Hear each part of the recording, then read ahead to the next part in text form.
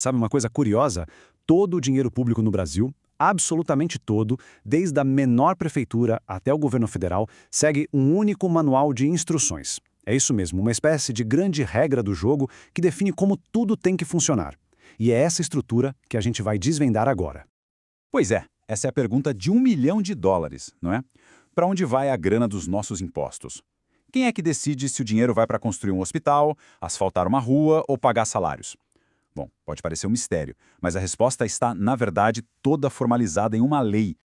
E aqui está ela, a Lei 4.320. Olhando a data, 1964, a gente pode até pensar que ela é antiga, ultrapassada, mas acredite, ela continua sendo a espinha dorsal de todo o controle financeiro do setor público no Brasil. É essa lei que até hoje dita as regras do jogo orçamentário. Então, vamos pensar nessa lei como o grande manual de instruções do dinheiro público. O artigo 1º dela já vai direto ao ponto, sem enrolação. Ele diz que essa lei estabelece as normas gerais de finanças públicas e que ela vale para elaborar e controlar os orçamentos no país inteiro. Isso mesmo, União, estados, municípios, tá todo mundo no mesmo barco seguindo o mesmo roteiro. E para esse manual funcionar de forma organizada, o artigo 2º já estabelece de cara 3 princípios que são fundamentais. São como as 3 regras de ouro que todo e qualquer orçamento público, sem nenhuma exceção, precisa seguir para ser válido. E que regras são essas? Bom, a primeira é da unidade. Só pode existir um único orçamento para o governo. Nada de orçamentos paralelos ou caixas separadas. A segunda é a universalidade. Absolutamente todas as receitas e todas as despesas têm que estar dentro desse orçamento. Nada pode ficar de fora. E a terceira, a anualidade. O orçamento vale por um ano, seguindo o ano civil. Juntas, essas 3 regrinhas garantem uma coisa essencial: transparência e controle.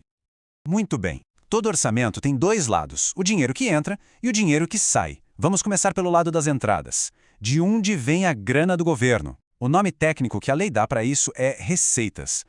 O artigo 11 divide essas receitas em 2 grandes categorias. De um lado, temos as receitas correntes. Pense nelas como o salário do governo. Impostos, taxas, aluguéis. É o dinheiro que entra com regularidade para pagar as contas do dia a dia. Do outro lado, estão as receitas de capital. Essas são entradas mais pontuais que alteram o patrimônio público, tipo a venda de um prédio ou um grande empréstimo feito para uma obra específica. E o interessante é a clareza da lei. Ela lista direitinho, nas receitas correntes estão lá os impostos, as taxas, as contribuições. Já nas de capital, a gente encontra as operações de crédito, que nada mais são do que empréstimos, e a alienação de bens, que é a venda de patrimônio. Essa separação é fundamental para a gente poder analisar se o governo está vivendo da sua renda normal ou se está precisando vender os móveis de casa para fechar as contas. Certo? E já vimos como o dinheiro entra. Agora vamos para o outro lado da balança. Como é que ele pode ser gasto? A lei chama isso, como era de se esperar, de despesas. E a lógica para organizar tudo isso é bem parecida com a das receitas. Aqui, o artigo 12 também separa as despesas em 2 categorias. As despesas correntes são basicamente os custos para manter a máquina pública girando, para manter as luzes acesas, sabe? Salários, material de consumo, juros da dívida, são os gastos de manutenção. Já as despesas de capital são os investimentos, os gastos para construir o futuro. É aqui que entra a construção de um hospital, de uma nova escola, a compra de equipamentos. E essa organização se mostra fundamental. O artigo 13 detalha bem os tipos de gastos. E essa distinção, olha, não é só um detalhe contábil. Ela está no centro de todos os debates públicos sobre quanto se gasta com custeio e quanto se investe de verdade no futuro. É o que molda toda a percepção sobre a gestão fiscal de um governo. Mas a vida real acontece, certo? Um orçamento nada mais é do que um plano. E nem sempre os planos saem como esperado. O que acontece quando aparece uma despesa que ninguém previu? Ou quando o dinheiro para alguma coisa acaba antes da hora? Exatamente. Pense numa enchente, numa crise de saúde ou até numa obra que acabou custando muito mais do que o planejado. O governo não pode simplesmente decidir gastar mais. Ele precisa de uma autorização legislativa especial para isso. E a Lei 4.320, claro, já previu esses mecanismos. E a solução tem nome: créditos adicionais.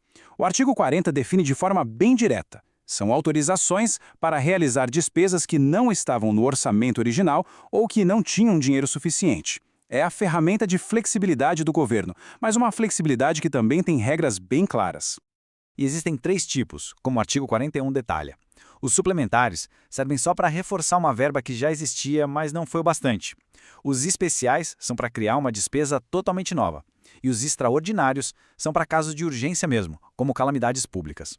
Cada um tem um rito para ser aprovado. E os extraordinários, em particular, nossa, eles costumam gerar um debate público intenso sobre a real necessidade deles. Então, fica a grande questão. Estamos falando de uma lei de 1964.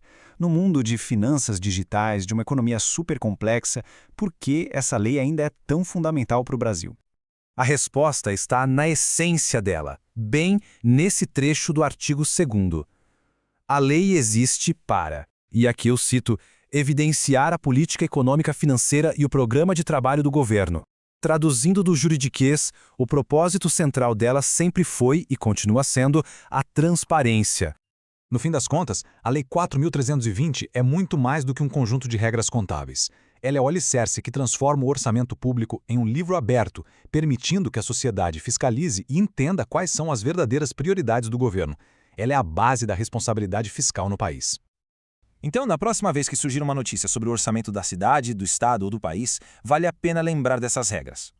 Porque entender o jogo muda completamente a forma como ele é percebido. Com as regras mais claras, fica a reflexão. Como o olhar sobre o dinheiro público se transforma?